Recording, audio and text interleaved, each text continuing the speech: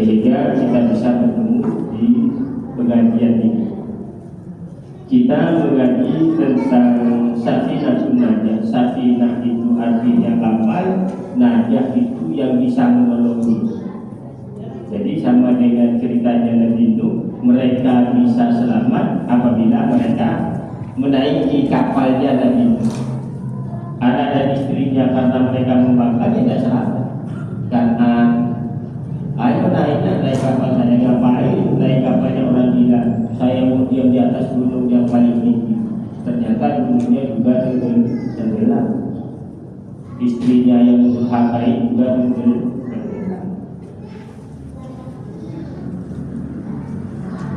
Qala musannif rahimahullah ta'ala nafala bihim muslimihim wa bihim masulihim wa nurihim tawsilan ilaihim.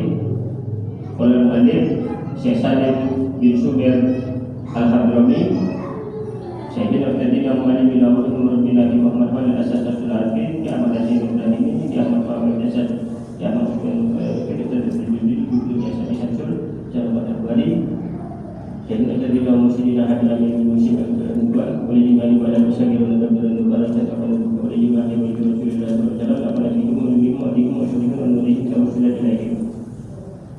Paslun satu pasal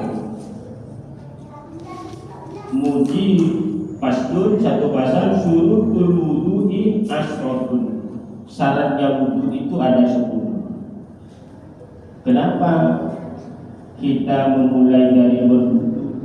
Karena kata Nabi la sholata liman la wudu'ala. Hadis riwayat Tirmidzi.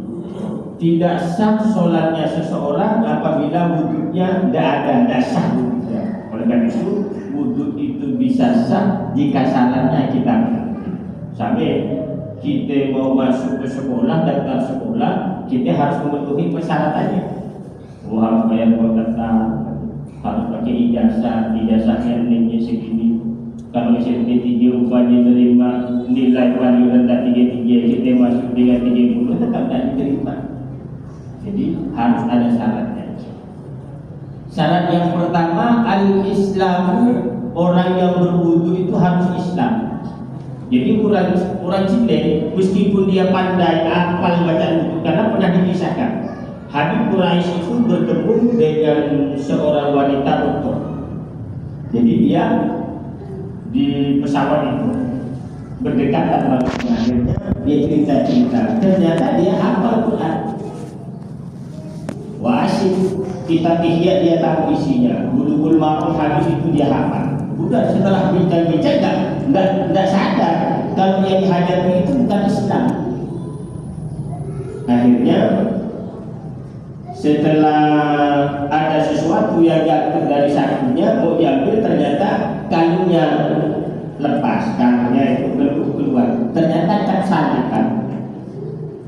Kaget Habib Quraisy, nggak percaya, wah ada orang Kristen bisa hafal Quran gitu. Akhirnya setelah mau ditanya, ternyata pesawat sudah mulai mendarat. Kan kita masih transit, kita nanti berbicara di bawah. Setelah sampai di bandara, di akhirnya cerita, alhamdulillah Al-Quran saya hafal dengan terjemahnya.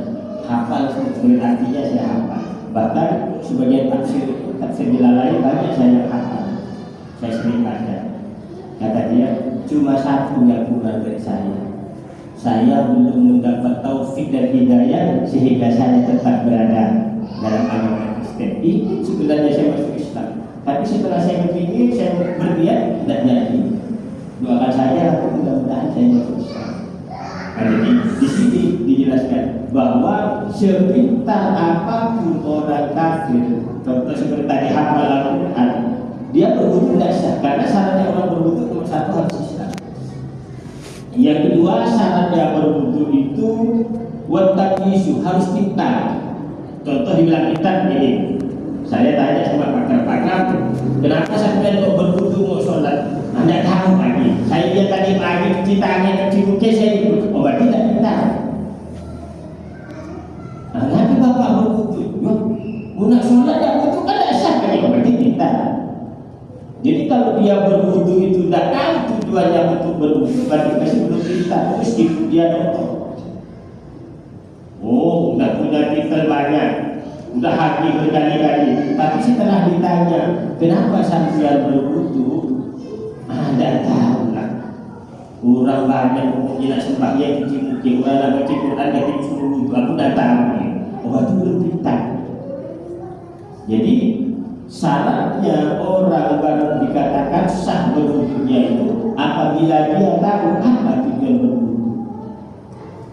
Kenapa sampai berwudu? Saya mau membaca Al-Quran. La yamassuhu illa mutahharun.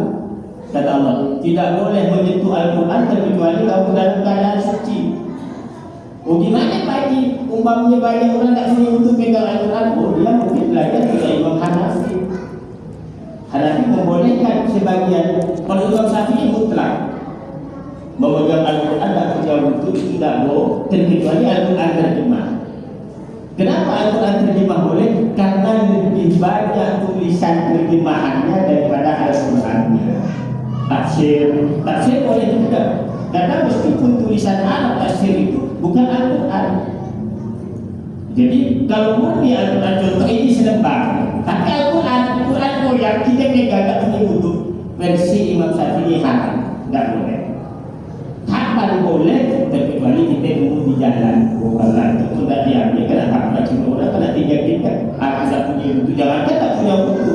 Lagi handphone boleh pegang, ambil untuk menyelamatkan Al-Quran karena menghormati Al-Quran. Kita simpan di sana nanti setelah sampai di tempatnya kita simpan. Oh, tak apa. Jadi ada pengecualiannya. Jadi Nabi berbutuh bakal itu. Nak pegang Quran, nak butuhkan tak boleh kayu kita. Kenapa hal ini perlu saya jelaskan? Karena Ubah pernah bilang begini. Orang yang mandi wajib atau karena nifas atau karena sebab melahirkan pakai sampo tidak sah. Beliau hanya bicara begitu, bingung saya. Gimana nak mandi pakai sampo tidak sah? Akhirnya dicari dalam kitab. Ternyata di dalam kitab itu nanti ada syaratnya. Nah, ternyata di dalam kitab itu harus tidak ada sesuatu yang merubah sampainya air ke kulit. Jadi kalau punya sampo kan setelah kita siram kan berubah busa dia. Sedangkan sampo itu suci tapi tidak bisa mencucikan. Sampai dengan Pak atau baru datang ke haji dikasih duit banyak kepada wajib. Nanti kita beli Coca-Cola banyak lalu nih. Saya nak mandi wajib pakai Coca-Cola, tidak sah. Coca-Cola itu suci tapi tidak bisa digunakan untuk mencucikan.